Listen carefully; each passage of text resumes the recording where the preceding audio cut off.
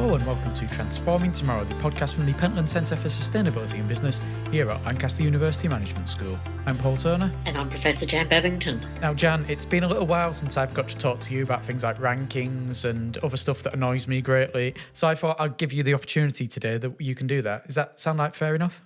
It does sound fair enough because they've popped up again, haven't they? Rankings, benchmarking. Rankings and I was going to call them wrenchings and benchmarkings then, which would be, as far as my mind is concerned, just as sensible. Yes, so rankings and benchmarking. We're going to talk them today in the context of sustainability in business and management schools in particular, because there's elements to it there that you might not necessarily think are applicable. Yes, and so there's a lot of, as we'll find out, there is a lot of accreditation and ranking of organisations, of which the universities are also caught in that kind of activity. And some of those rankings and processes include reference to sustainability. And I guess the idea with rankings and benchmarking that we've talked about before, and also accreditations, is that if it has something in it, then it invites those who are being evaluated to think about those issues and maybe say something or do something as a response. So to find out about all this, we've got someone who used to share an office with me and who likes to bicker with me as much as you like to bicker with me, Jan. We're joined by Rose White, who is the External Accreditation Manager here in Lancaster University Management School. She deals with all things accreditations and rankings when it comes to LUMS. Hello, Rose. Hello, Paul. It's lovely to see you. Yes, we should put out that Rose is saying hello to me and not to Jan because Jan is far, far away from us today. Indeed. Stuck in a foreign land. Rose, thank you very much for joining us. Can you just first of all tell us a little bit about what actually it is that you do when it comes to accreditations, rankings, and how sustainability fits in a little bit, and then we'll get into more detail later. Yes, I can. I know this is your favourite subject as well, Paul, so I'm really happy to be here and talk about it with you. So my role involves managing LUM's portfolio of accreditations. We have quite a few of them. So that involves things like report writing when we come to audit time, and also just keeping an eye on all the activities that are going on around the school to see that we're still complying with things that we should be complying with. When we come to rankings time, it involves filling in lots and lots of boxes with numbers and then sending them off and hoping that we get some lovely results back in due course. I need to point out at this point, I've got nothing against accreditations, Jan. I don't need you to claim that I have issues with accreditation. We've talked about various accreditation types in the past on and off this podcast, things such as fair trade when it comes to coffee and other type of accreditations that there are sustainability-wise. I've got no problems with them. Rankings where I have an issue. That's a really interesting distinction and something that I'm sure we'll come back to. That's good to know. Particularly, and before we get into this with Rose, I'll give you two examples, one from the world of academia and one not from the world of academia. When it comes to university rankings, the National Student Survey plays a massive part in how well universities are ranked overall. Oxford and Cambridge do not take part in the National Student Survey. They do not get penalised for that one iota when it comes to the rankings. No one cares. So therefore, what does it mean for the rest of the rankings and why should anyone care? The second is not from the world of academia and is rather from the world of breakdancing, where during the Olympics, you may have come across Reagan, the Australian breakdancing participant who scored precisely 0 points in every single one of the competitions she took part in. She finished dead last. She was ridiculed in some parts of social media and loved in others. Nevertheless, about a month after the Olympics finished, she was ranked the number one breakdancer in the world because she happened to have taken part in one particular competition that other top-ranked breakdancers hadn't taken part in, and because she did, she was ranked number one in the world. How on earth can the person who finished last with 0 points at the Olympics be the number one breakdancer in the world? Two examples there that both demonstrate why rankings are totally meaningless and pointless. I have many others, but I want to stop. Well, he hopped off his horse and said, tying it up and going into the saloon. So let's go into the saloon accreditations, which is a much nicer place to be. So, Rose, why are business schools accredited, and what's behind that desire to undertake that activity by the people doing the accreditation, and what's behind the desire of the organisations to be accredited? So I'm just recovering from Paul's rant. I think he managed 12 minutes before he had to get that off his chest. I think accreditations are an opportunity for business schools to show their expertise in different areas. Some of the accreditations focus on a particular programme. Some of them are school-wide. It's probably quite a competitive environment, business and management schools anyway. So I think the personality types probably play quite a large role in why people do it. I think to understand why, you have to kind of look at why the accreditation bodies were set up in the first place. So we have the Triple Crown, AACSB, which is an American accreditation. It's the oldest one. They were originally set up as a kind of national quality body, and they only really started expanding out into Europe in the 1960s, really. But now they have over 1,000 members, accredited members, sorry, they have way more members than that. So we have AMBER, who was set up to emphasise the importance of an MBA qualification, which was initially seen as a very US-based pursuit. The idea was just to really push the importance of that in Europe. And they were set up in the kind of 60s and 70s. And then you have EFMD, whose real emphasis is about business schools' connection with practice. You know, what's the point of a business school, really, if it isn't to teach people to connect with business? They're also interesting in this conversation because they've always had a very, very strong focus on sustainability. It's been one of their three main pillars from the offset, really. So they've been leaders, I think, in that. I think my favourite of all three of them, just for the acronym, is AACSB, because it stands for the Association for the Advancement of Collegiate Schools of Business, which just seems like a very... Has it changed its name? It doesn't stand for that anymore, Paul. What does it stand for now? It doesn't stand for anything because nobody could remember what it stood for. I can. I feel I'm very important in this. This is just another reason I don't like rankings. No, they don't even do rankings. They do accreditation. No, but I just liked that because I thought that's just a totally nonsensical way of phrasing it, and therefore I loved it. Sorry. I've ruined the one thing you liked about accreditations, Paul. I'm sorry. I have nothing against accreditations. It's rankings. We should have cleared that by now. Jan. So in this, because you talk about these audit cycles, and I mean, you're involved in every one of them, and I've been involved in some of them. So the idea with the audit cycle is that a business and management school would present what it thought it was about, and then somebody would come and test it.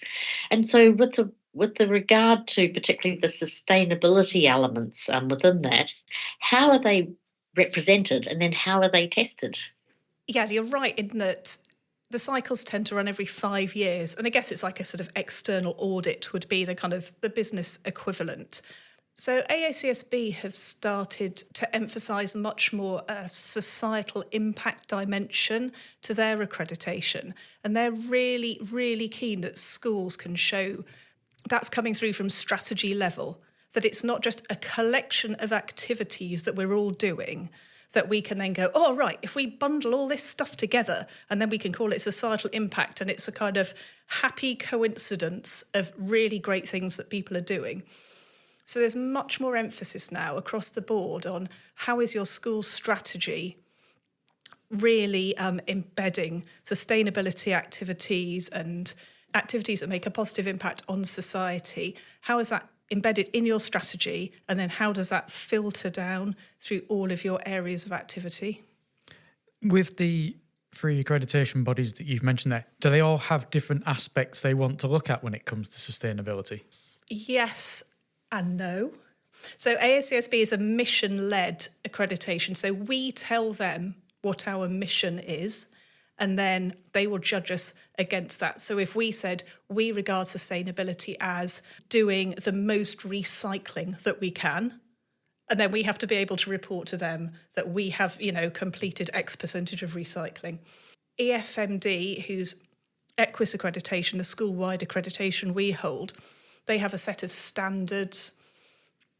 They're a bit more prescriptive on that front that they would be expecting us to adhere to. But again, it's about alignment with our own strategy and what we say we're doing. I think that's the point that people are bothered about, that we're managing ourselves to deliver those activities, and that it's no longer seen as a sort of, well, yeah, I guess happy coincidence that it's happening by accident. What are you doing to specifically drive it and make it happen? and how can you show the impact of that?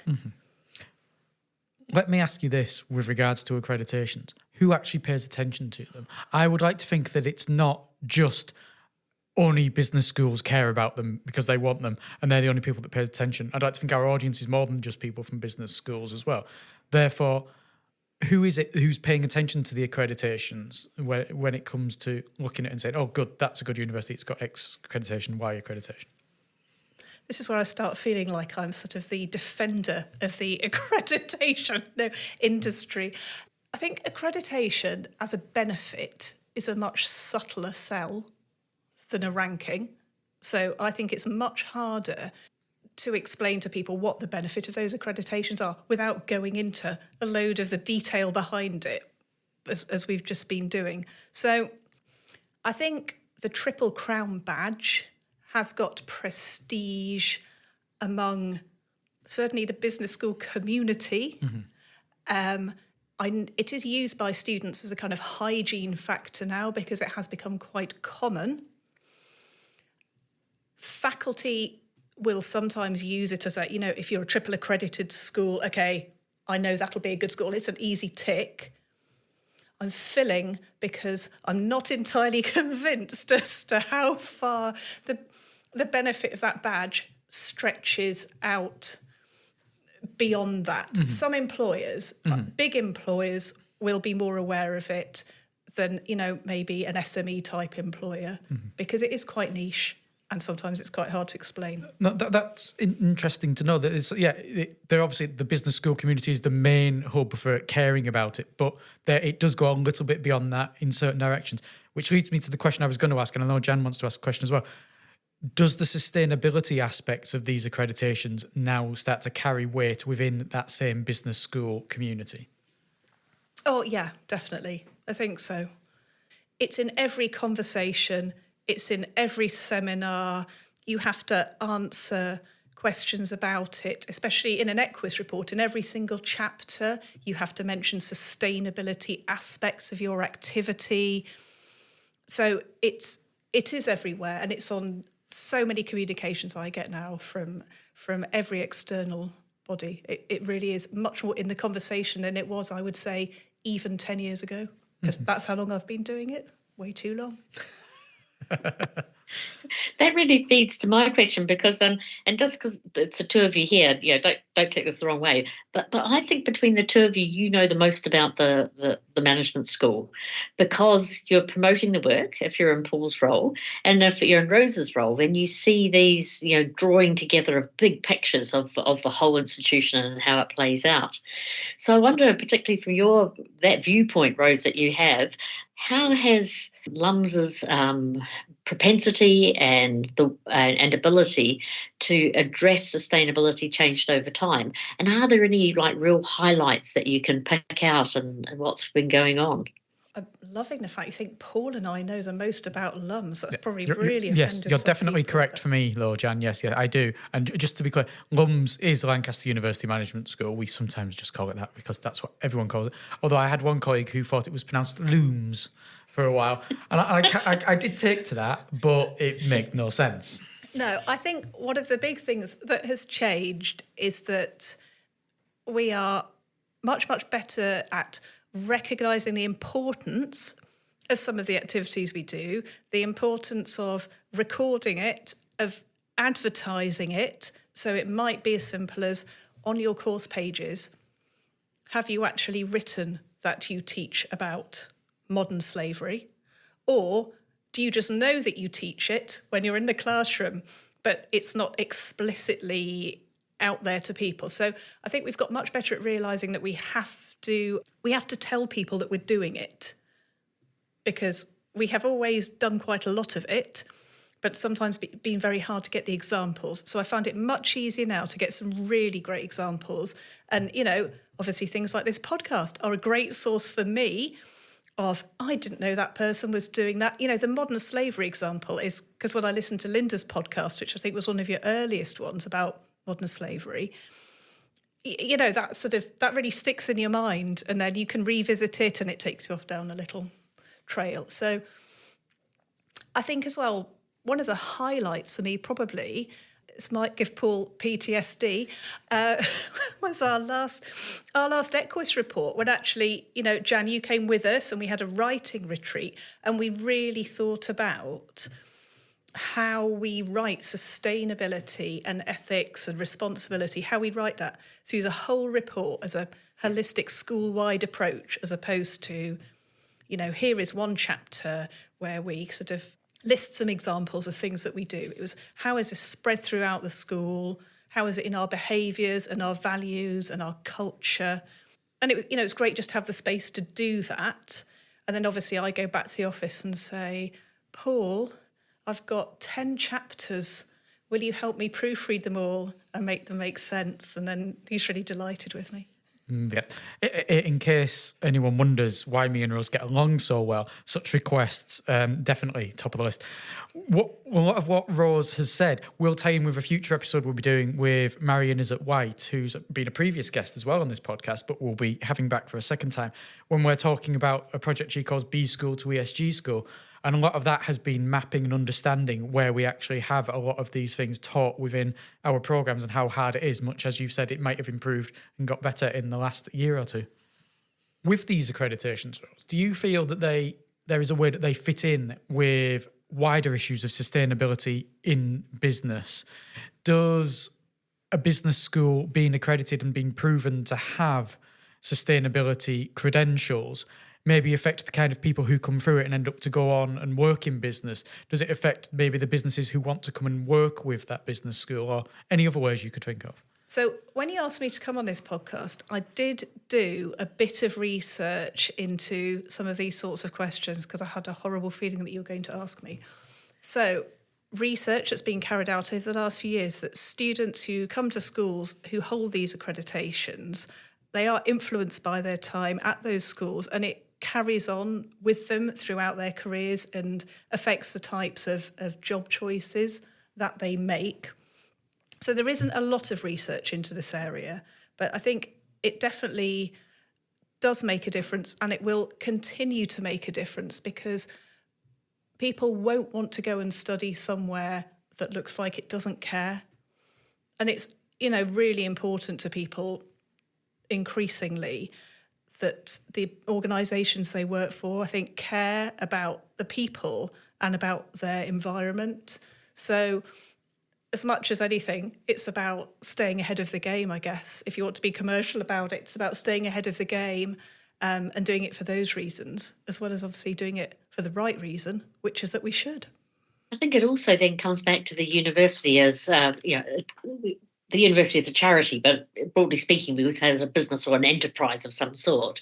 And so some of the things that are within the control of the university, like percentage of renewable energy, how water is conserved and treated, how biodiversity happens, suppliers, all of those different dimensions of sustainability will infuse into the institutional parts of an accreditation process. So if your university is doing nothing, then I think it'd be much harder to complete some of that material. So I think it's sort of it's hopefully a positive dance between the management school that's pursuing this agenda and accreditations and possibly rankings, although they're probably done to you rather than being pursued, and the institution itself and its business activities and how it does things. If they marry up, then that has to be, I think, a good thing of some sort. Definitely. And I think as part of these accreditation assessments we go through, we get visited by deans of other business schools. So they come here, they meet people, they talk to different groups of people, they speak to our students and our staff. And feedback that we've had consistently for the last 15 years, really, so positive about the community at Lancaster and in LUMS. And last time they came, they could really see that the themes of responsibility and sustainability that were coming through with our research, and I know, Jan, you talked to one of our panel members about some of the research that you were doing. You must star turn on accreditation panels. And they really get the sense of it from people. It has to be lived and it has to be authentic, because you can't put 10 people in a room and tell them what to say for an hour, because it just won't happen. So I think it's always really reassuring to me that the reports always say that comes through when they meet people, that they care about the place and that they're invested in what we're trying to do in terms of those kind of responsible ethics and sustainability themes. And I suspect those panel members, because I know that you have to be selected and accredited perhaps to do that work, they must see everything from across the globe. So they must also have a really good sense of how sustainability is rising up through the agenda, is being infused through educational establishments and through those management degrees. I'm taking back everything I said about not having a problem with accreditations, because something you've just said reminds me of benchmarking the benchmarkers. You've just suggested that in order to sit on the accreditation panel, you need to have been accredited. That's getting but beyond the levels of ridiculous. But that's 2 times accreditation. 2 times accreditation doesn't equal a benchmark. As I said at the time, who's accrediting the accreditors? Yeah. So that's it. Oh, I'm sorry, I fell at the last hurdle, Rose. You did? We tripped over and It was going so well, Jan. It was going so well. Yeah, as far as accreditations go, I was on board, and now you've said that. So if we leave accreditations behind for the moment and I'll move check on out to now. Yeah, I'll see you later. I don't want to get into any fights about rankings, but go on. The other thing we've seen is sort of like the growth of rankings, and rankings, in general, have grown, and we sort of live in an audit society in all sorts of ways. But rankings that are focused specifically on sustainability matters also come to the fore. So, like People and Planet, and there's lots of other examples. How would you what do you make of them? We're not going to ask Paul because we know he doesn't like them. But how do you interact with them in your role within the management school? So business and management schools love a ranking. We will rank anything. If we can provide some evidence for it, it'll get ranked. So I have relationships with people, the Financial Times. QS is a very, very big ranking at the moment globally for universities and for business and management schools. And then, as you said, there are specific rankings which will just look at sustainability issues. So you've mentioned one. There's also things like Corporate Knights MBA, where they're just really looking at an MBA through the lens of social responsibility. But there's definitely been a massive shift in the methodologies of those rankings to incorporate sustainability factors. And some of those I know are not popular because they're pretty blunt, they're about carbon measurements. And I know people think, sustainability is much more than how much carbon you're churning out or not churning out. But I guess my counter to that is you have to start somewhere and you have to be able to measure it if you want to rank it. I think Paul's taking deep breaths now. But I guess my argument would be it's better to have something in there, even if it's not perfect, than to ignore the issue because we can't agree on how we want to measure it. What scale are these things measured on? As in, are we being ranked as a management school? Some of the rankings that we are part of mark programs within the management school specifically. Some of them mark subject areas. Some of them mark the management school. Some of them mark the whole university. What kind of level is it where sustainability considerations really come into play?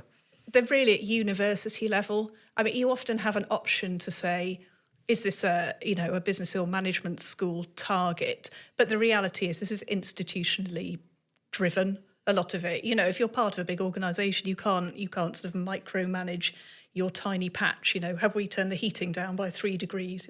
No, because somebody in facilities controls it. So we sometimes have a choice as to what we want to submit, but for us, that will always be an institutional number. So when we've been thinking about accreditations and rankings, in your mind, how do they differ from each other? I think, as we were discussing before, an accreditation is it's a much more nuanced and probably more sophisticated presentation of what you're doing. It's holistic. It will look at all aspects of your business, from your strategy, your finance, your people. It will look at how all those things hang together as a whole against their set of standards and against your own mission, whereas a ranking will be a much more, binary. So how many students do you have here? What percentage of these are in these categories? There's no room to explain, well, we have these many students and this is the demographic because of these reasons. You just have to tell them.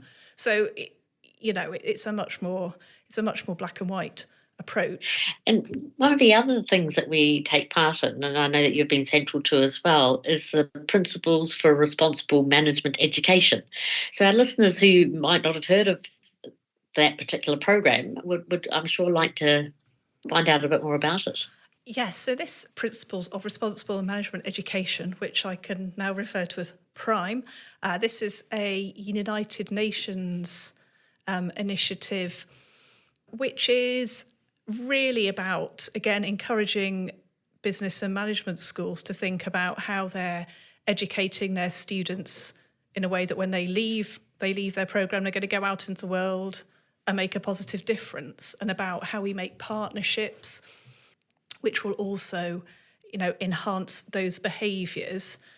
They've moved to a slightly different model of reporting, again, interestingly, from a very free-form reporting approach, which allowed you to tell your story pretty much however you wanted, to a much more data-driven, sort of formulaic reporting. So that's only in its first year. So it'll be interesting to see if that will allow them, I think, to compare progress that schools are making across the world much more easily than a nice, qualitative, descriptive report. Do you think this is building towards them not necessarily ranking you in a list from 1 to 100, but maybe giving you levels of recognition for how well you do it for similar things such as something called Athena Swan, which recognises gender equality across an institution? You can get gold, silver and bronze. Do you think that maybe is moving towards that, where you get different categorisations of your PRIME? Quite possibly. PRIME have actually just gone into partnership with a ratings organisation called the Positive Impact Ratings. I don't know if you feel the same about ratings as you do about rankings.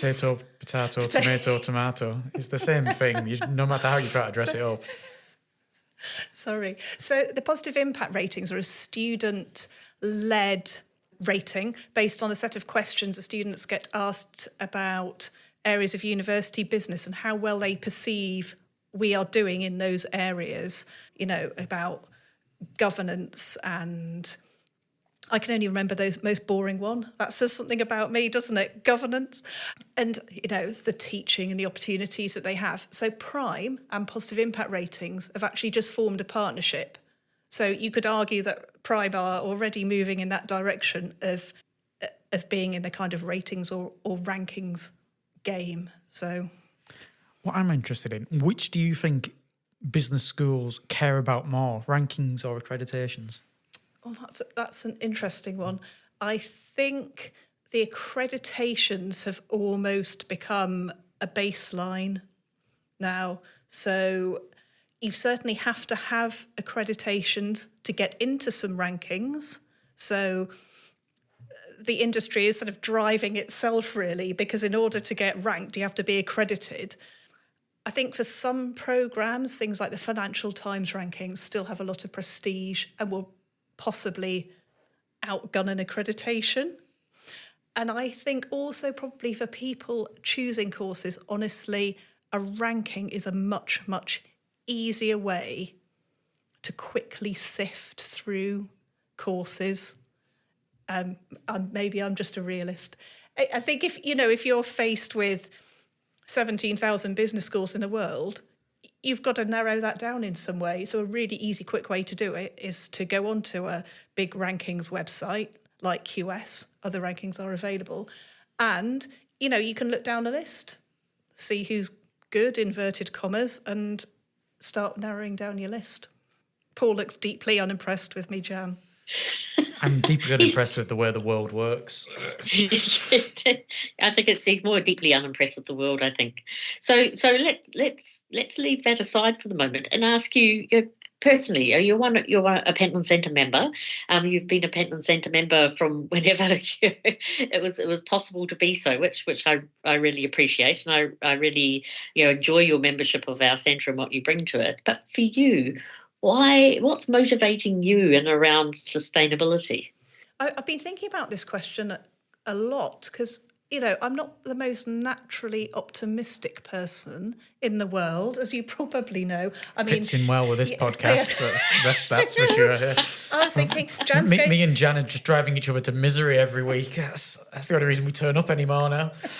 thinking Jan's going to ask me what gives me hope for the future, and it's a rainy, dark Thursday afternoon.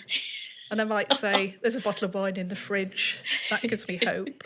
I think, personally, I've always liked the outdoors. I love my gardening. I have my allotment, as you know, Jan. So I think I've seen personally the difference in the climate, how that has affected my ability to just do the things that I enjoy doing. It's really hard to grow a courgette now because the weather is so weird.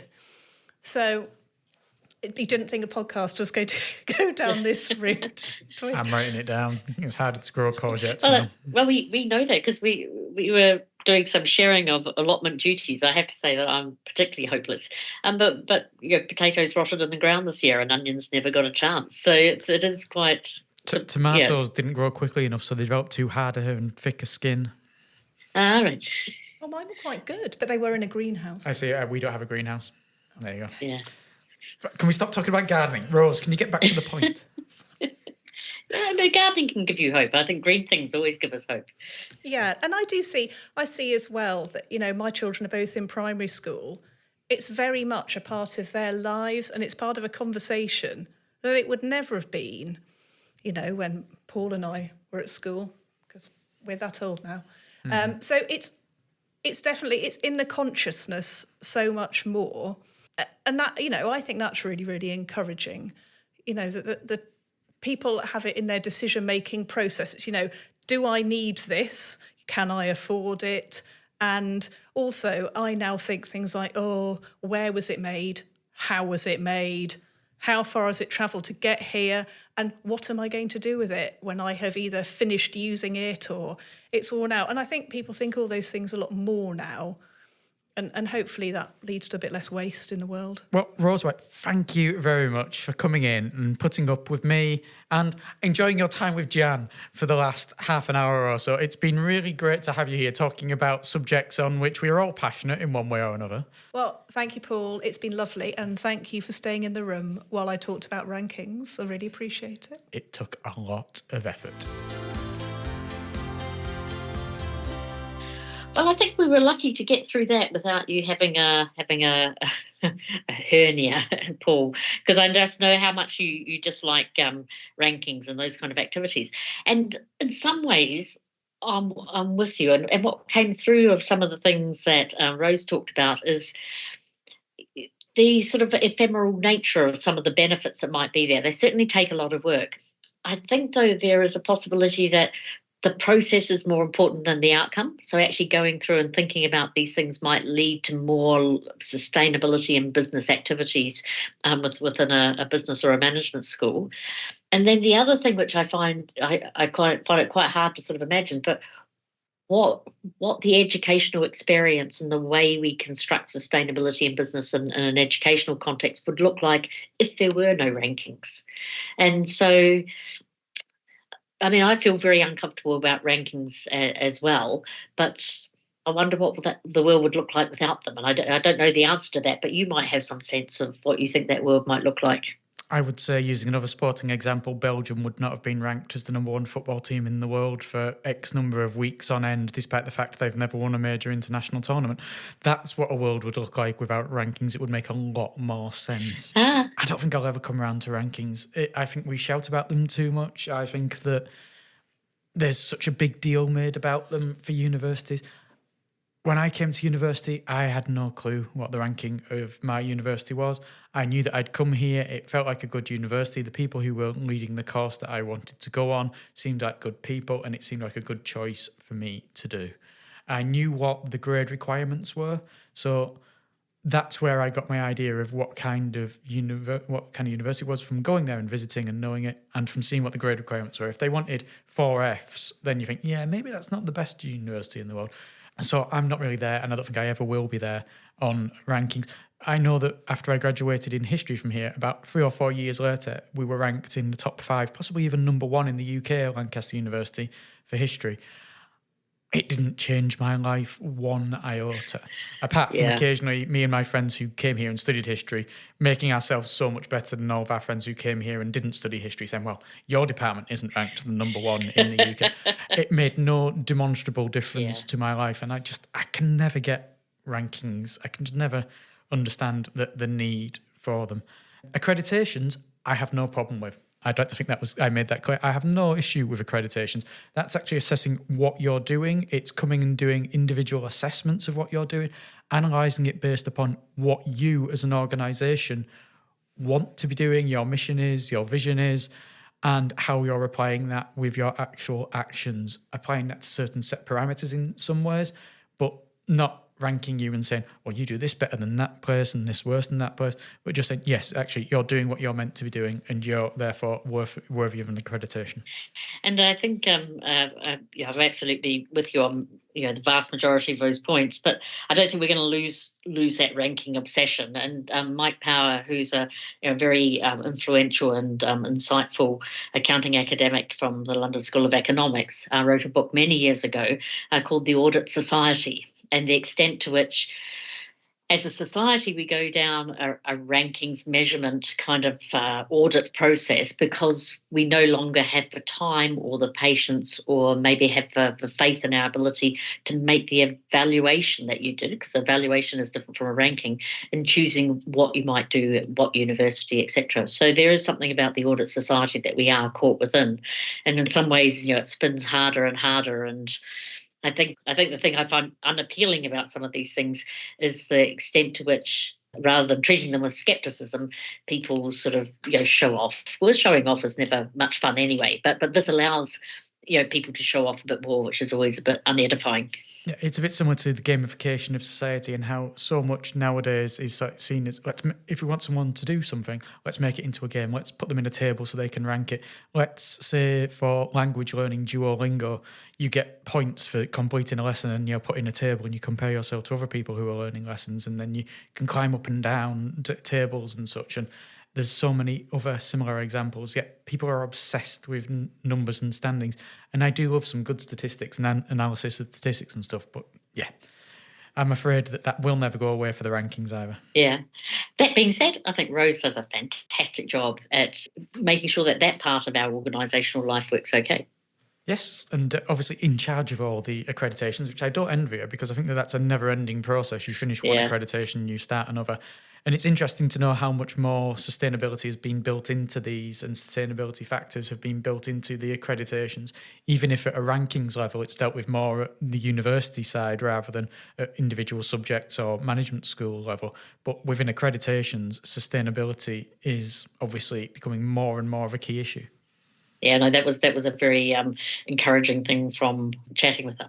But who are we chatting to next? Well, next week, Jan, we're going somewhere completely different. And I have nothing against the World Federation of the Sporting Goods Industry. I have no gripes with them at all, which is fortunate because we're going to be joined by Emma Zwiwa, who is the CEO of the World Federation of the Sporting Goods Industry. We're going to be talking about how brands fit into the bigger picture of sustainability and positive change. Brilliant. And the Federation is an industry body, so it's a really nice glimpse at the kind of work and kind of activities an industry body does as well. Well, until then, thank you very much for listening. I'm Paul Turner. And I'm Professor Jane Babington.